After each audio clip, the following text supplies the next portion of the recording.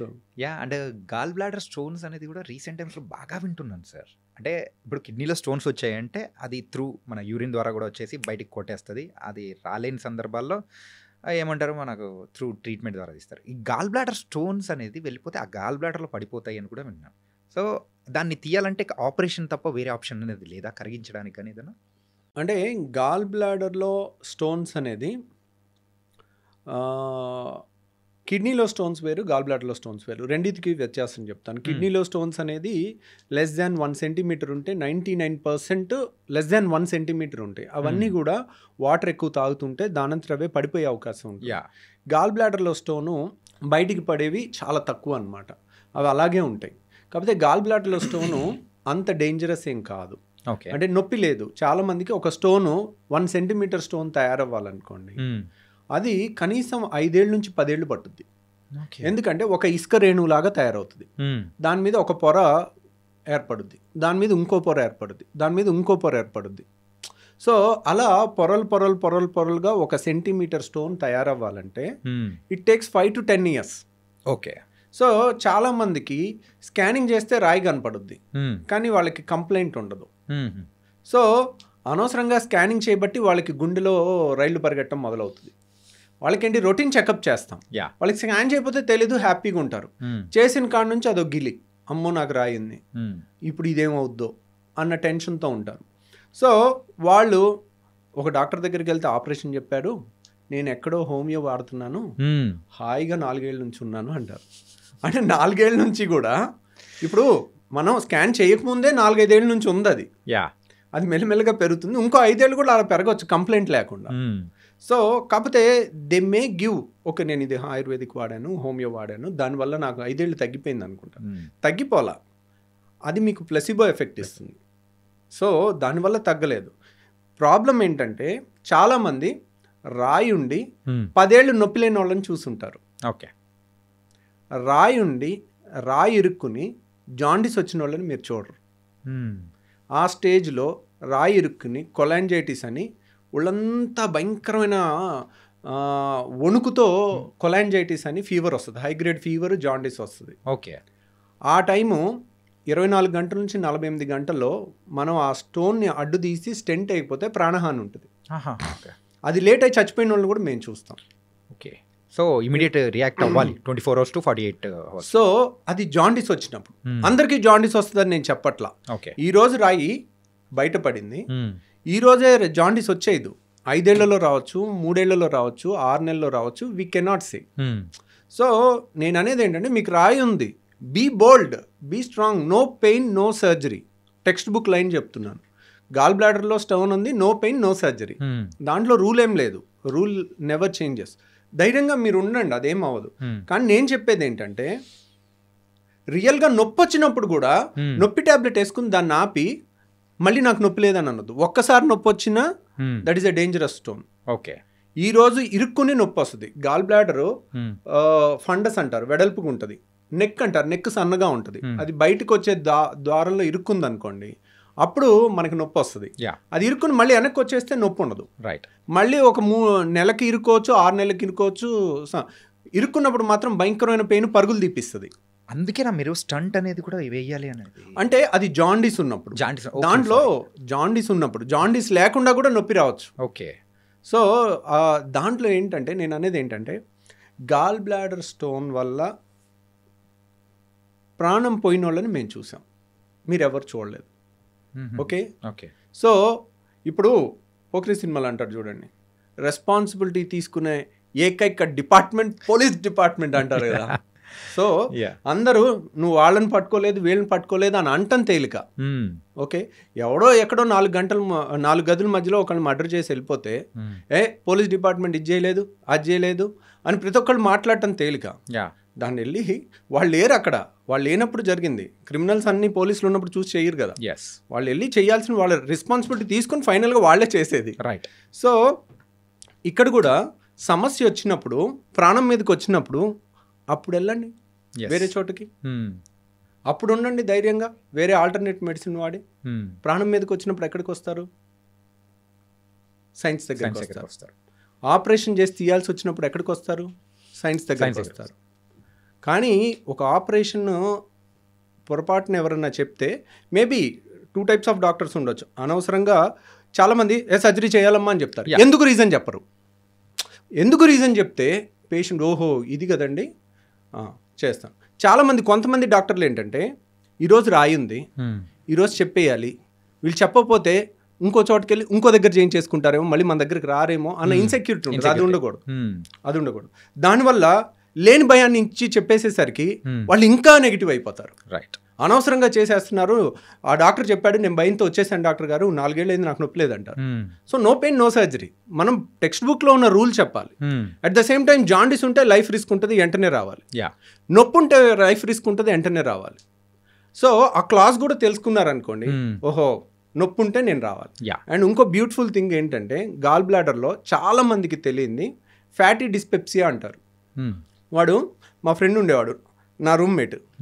6 ఏళ్ళు MBBS ఒకే room అలా ఉండేవాళ్ళం. వాడు మొన్న మా ఫ్రెండ్స్ US నుంచి వస్తే అందరం కలిసి వాళ్ళు బిర్యానీ తిన్నారు హైదరాబాద్లో. ఓకే. తింటుంటే వీడు ఏంటోరా బిర్యానీ తినలేకపోయాడు ఈరోజు, బిర్యానీ తినాలంటే ఇబ్బంది పడుతున్నాడు అని మిగిలిన ఫ్రెండ్స్ నాకు చెప్పారు. సో అప్పుడు అలగలే మాకు. తర్వాత 3 నెలల తర్వాత ఎప్పుడు ఆయిల్ ఫుడ్ తిన్న ప్రతిసారి కడుపులో ఇబ్బంది అవుతుంది వాళ్ళకి. దాన్ని ఫ్యాటీ డిస్పెప్సియా అంటారు. ఫ్యాటీ ఫుడ్ తీసుకుంటే వాళ్ళకి గాల్ బ్లాడర్ మూసుకుంటే ఆ స్టోన్ వచ్చి నెక్లో ఇరుక్కుని నొప్పి వస్తుంది. ఆయిలీ ఫుడ్ తినలేరు వాళ్ళు. గాల్ బ్లాడర్లో స్టోన్స్ ఉన్న వాళ్ళకి బెస్ట్ టెస్ట్ ఏంటి, ఆపరేషన్ చెయ్యాలా వద్దా స్కానింగ్ కాదు టెస్ట్. బెస్ట్ టెస్ట్ వారానికి 1 రోజు మంచిగా దట్టంగా నూనె ఉన్న ఫుడ్ 2 ముద్దలు తినండి చాలు. వాళ్ళకి కడుపులో ఏదో ఇబ్బంది అనిపిస్తుంది. ఇప్పుడు అందరూ లొట్టలు వేసుకుని తింటారుగా, బిర్యానీలో ఇంత గ్రేవీ వేసుకుని, లేదంటే పైన చేపల పులుసు పైన ఆయిల్ తేలుతా 2 గంటలు వేసుకుని లొట్టలు వేసుకుని తినాలి కదా అందరూ. వాళ్ళు తినలేరు. వాళ్ళు నేను గాల్ బ్లాడర్ స్టోన్ వాళ్ళకి ఒక్క టెస్ట్ చేసుకోండి, మీరు కనుక ఇది పాస్ అయితే మీకు ఆపరేషన్ అవసరం లేదు. ఓకే. మీరు ఇది ఫెయిల్ అయితే వెంటనే రావాలి. అప్పుడు కూడా అమ్మో నా గాల్ బ్లాడర్ నేను పారిపోతా అనొద్దు. మనం బోల్డ్గా ఉండాలి. ఆపరేషన్ అవసరం లేకుండా చేయటం ఎంత తప్పో, బాగా అవసరం ఉన్నప్పుడు చేయించుకోవటం కూడా ఇంకా డేంజరస్. ఓకే. సో నేనేంటి సింపుల్గా టెక్స్ట్ బుక్లో లైన్ చెప్పేస్తున్నాను. ఫ్యాటీ డిస్పెప్సియా ఉంటే ఈరోజు టైం బాంబ్ లాంటిది, ఈరోజు మీకు నొప్పి ఉండకపోవచ్చు, వచ్చి తగ్గిపో ఉండొచ్చు. లేదంటే ఆయిల్ ఫుడ్ తింటేనే నాకు వస్తుంది డాక్టర్ గారు, నేను డైట్తో తెలివిగా తప్పించేసుకుంటున్నాను సంవత్సరం నుంచి. అది తెలివితో తప్పించుకోవటం గొప్ప విషయం కాదు. అదేంటి, అది ఇండికేషన్, అది వార్నింగ్ ఇస్తుంది. అప్పుడు మనం వార్నింగ్ ఇచ్చిన తెలివైన వాళ్ళు ఏంటి, వార్నింగ్ పట్టుకోవాలి. ఎందుకు మీరు ఆ తెలివైన వాళ్ళు ఇప్పుడు వాళ్ళకి హాలిడేస్ ఉండొచ్చు, దసరా హాలిడేస్, సంక్రాంతి హాలిడేస్, లేదా వీకెండ్ హాలిడేను, 1 డే 5 నిమిషాలు ఆపరేషన్. ఎర్లీ స్టేజ్లో వస్తే 5 నిమిషాలు అయిపోద్ది. ఓకే. అదే బాగా నొప్పి వచ్చి మందులు వాడి మళ్ళీ తగ్గించుకుని ఒక 6 నెలలు సంవత్సరం పోస్ట్పోన్ చేయొచ్చు. ఏ గాల్ బ్లాడర్ స్టోన్స్ నన్ను మనం పోస్ట్పోన్ చేయొచ్చు సర్జరీని. నొప్పి వచ్చిన తర్వాత కూడా చేయొచ్చు. But that's not. ఎందుకు అలా పోస్ట్పోన్ చేసి నొప్పి వచ్చినప్పుడల్లా నొప్పి మెడిసిన్ ఇచ్చి యాంటీబయాటిక్స్ ఇచ్చి దాన్ని తగ్గించి సంవత్సరం తర్వాత ఆపరేషన్ చేసేటప్పుడు నేను కావాలంటే ఆ వీడియో చూపిస్తాను. 5 నిమిషాల్లో అయిపోయిన ఆపరేషను, 1.5 గంటలు పట్టే ఆపరేషను. సో ఎక్కడికక్కడ ముద్దలాగా అయిపోయి, ఇప్పుడు మీకు ఇక్కడ ఒక కత్తితో కట్ చేసి కుట్టేయటం చాలా తేలిక, fine cut, clear cut edges కనపడతాయి. అదే బైక్ మీద నుంచి కింద పడిపోయి మొహానికి ఏదన్నా రాయో ఏదో గుద్దుకుని మొహం ఇంత ఉబ్బిపోయి కళ్ళు కూడా కనపడవు, కళ్ళు ఓపెన్ అవ్వవు, ఈ అన్నీ ఉబ్బిపోయి ఉంటుంది. అలా దెబ్బ తగిలినప్పుడు కానీ చీమ్ పట్టినప్పుడు కానీ చీమగడ్డ ఉబ్బుద్దా, ఎర్రగా అయిపోద్దా, అలా ఉంటుంది గాల్ బ్లాడర్. ఓకే. అలాంటి దానికి ఆపరేషన్ చేయాలంటే మీకు ఈ ఫైన్ కట్కి చేసిన దానికి ఉబ్బిపోయి మొత్తం ట్రామా అయ్యి మొత్తం వంకాయ బజ్జీ లాగా అయిపోయిన దాని మీద ఆపరేషన్ చేయడానికి చాలా తేడా ఉంటుంది. Right got it. సో వాళ్ళు అది చూడరు. మేము చేస్తుంటాం, చేసేటప్పుడు తిట్టుకుంటూ ఉంటాం, వీళ్ళు ఏంటి ఇంత ఎన్నిసార్లు చెప్పినా ముందు వచ్చే హాయిగా ఉండేది కదా, వాళ్ళకే రిస్క్ కదా. ఇప్పుడు యంగ్స్టర్స్ మీ ఏజ్ వాళ్ళు అనుకోండి, నేను 2 గంటలు చేసినా తట్టుకుంటారు. అదే 60 ఏళ్ళ వాళ్ళకి హార్ట్ ప్రాబ్లమ్స్ అన్నీ వచ్చే వయసు, మీ వయసుకి మీకు రిజర్వ్ కెపాసిటీస్ ఎక్కువ ఉంటాయి. అదే 60 ఏళ్ల వయసు వాళ్ళు 2 గంటలు ఆపరేషన్ చేసేటప్పుడు ఏదైనా హార్ట్ బీట్ అప్ డౌన్ అయ్యి ప్రాణాలకి రిస్క్ ఉంటుంది. అంత రిస్క్ ఏముంది, 5 నిమిషాలు దానికి భయపడితే. మీరు కావాలంటే భయపడేది ఉంటే నాది 5 నిమిషాల వీడియో చూడండి, లైవ్ వీడియో 5 నిమిషాల్లో నేను ఫినిష్ చేసేసింది.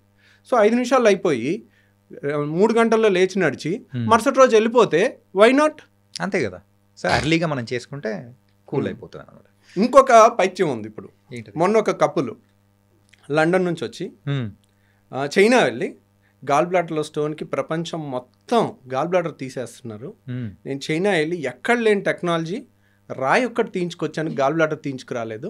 దాన్ని లైవ్ ఇగో లోపలికి వెళ్తున్నాం, లోపలికి వెళ్ళేటప్పుడు ఫీలింగ్స్, బయటకు వస్తున్నాం ఆ టైంలో ఫీలింగ్స్, దానికి మిలియన్స్ ఆఫ్ వ్యూస్. సార్ అదేమన్నా హోమ్ టూరా సార్? So operation. కానీ యునో ఆ ఒక్క వీడియో చూసి వచ్చి మమ్మల్ని ఏం డాక్టర్ గారు ఈ టెక్నాలజీ మీకు రాలేదా? సో ఫస్ట్ ఆఫ్ ఆల్ మనం చేస్తుంది తప్పు. ఓకే. సో ఇప్పుడు అది రాలేదు, అది కదండి గాల్ బ్లాడర్ తీసిన వాళ్ళు గాల్ బ్లాడర్లో స్టోన్ తీయలేరా? సో గాల్ బ్లాడర్లో స్టోన్ తీయటం అది పెద్ద గొప్ప విషయం కాదు, కానీ that is not right thing to do it. ఏ టెక్స్ట్ బుక్లో గాల్ బ్లాడర్లో స్టోన్ తీయమని లేదు.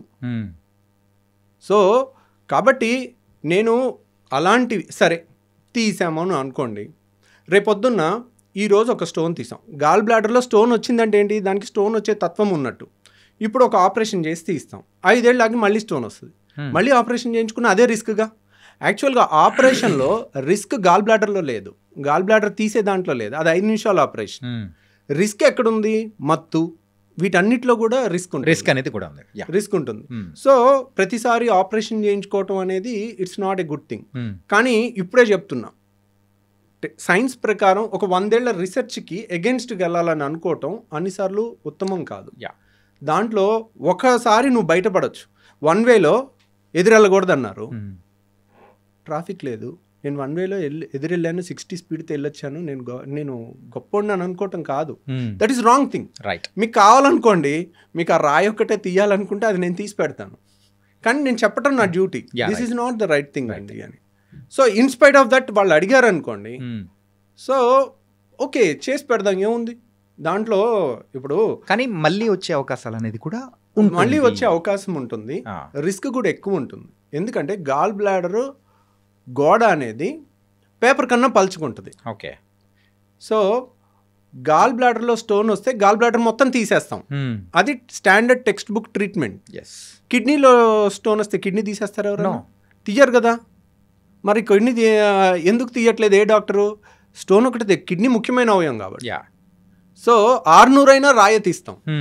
సో గాల్ బ్లాడర్ వాలే పల్చగా ఉంటుంది పేపర్ అంతా, దాన్ని కట్ చేసి దాన్ని కుట్టిన తర్వాత ఒక్కోసారి అక్కడ నుంచి పసర్ లీక్ అయింది అనుకోండి, సెప్టిక్ అయి ప్రాణహాని కూడా ఉంటుంది.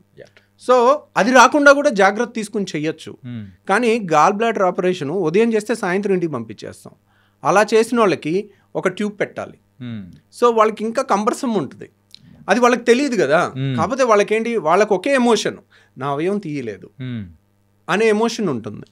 కానీ అది అన్నిసార్లు అదేం పెద్ద ఇంపార్టెంట్గా అవయవం ఏం కాదు. కానీ కొంతమంది అడిగారు అనుకోండి, that is not a conventional treatment, మీకు అది కావాలంటే అది చేస్తాం. సో అది చేయలేని వాళ్ళు ఇండియాలో లేకపోవటం అనేదే లేదు. It's depends on the persons. కానీ పేషెంట్ ఖర్చు ఇప్పటికీ చెప్తున్నాను వినండి, మీకు ఎవరికన్నా ఓన్లీ రాయి తీయాలన్నా కానీ we don't recommend it, but that's not a great thing to achieve. అది ఎక్కడా లేని ట్రీట్మెంట్ ఓన్లీ చైనాలో ఉందని అనుకోవటం తప్పు. ఓకే. మీకు కావాలంటే ఆ వీడియో నేను కూడా చేసి పెట్టి పంపిస్తాను. It was very nice talking to you sir. Really bold అయిన విషయాలు అనేది కూడా తెలుసుకున్నాను. కాకపోతే మీతో మాట్లాడుతూ ఉంటే ఇంకా సరిపోలేదు, ఇన్కంప్లీట్ అన్నట్టు కూడా అర్థమవుతుంది.